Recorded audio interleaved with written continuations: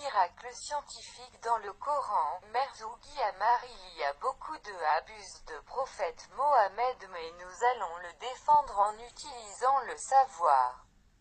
Monsieur Merzougi Ammar a lu le Coran et les autres livres célestes ainsi des livres scientifiques et il pense que, d'abord comparant à ce qui est venu dans le Coran et le autre livre céleste, il y a beaucoup d'erreurs dans les nouvelles théories, même si les experts qui les avaient adaptées ont gagné beaucoup de prix Nobel.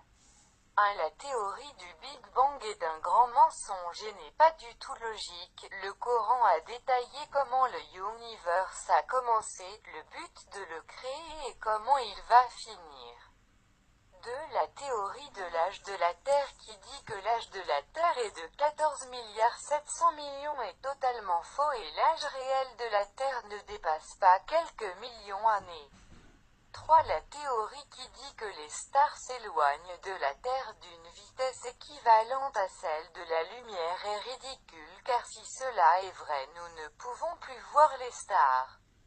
4. La théorie qui dit que la vitesse de la rotation de la Terre au début était plus que celle d'aujourd'hui n'est pas vraie car il est dit dans le Coran que le nombre des mois est 12 alors rien n'a changé dans le sujet de la vitesse de la rotation de la Terre. 5. La théorie de la formation des montagnes qui dit que les montagnes sont sorties de la terre n'est pas vrai parce que le Dieu Allah a dit dans le Coran qu'il a jeté les montagnes sur la terre et la raison de l'existence de ces montagnes est pour que la terre soit équilibrée et stable. Je suis désolé de voir cette théorie dans les écoles des musulmans et de voir un nombre des experts musulmans croient cette théorie. Pourtant il est clair que les montagnes se trouvaient sur la terre avant qu'elles commencent à se tourner. Monsieur Ammar Merzougi pense aussi que la théorie de l'évolution du singe à l'homme est un abus d'être humain. 8. La théorie de la séparation des continents est totalement incorrecte. Le Dieu a séparé entre l'eau salée et l'eau potable et il est impossible qu'ils se mélangent alors les continents sont stables dès qu'ils existent.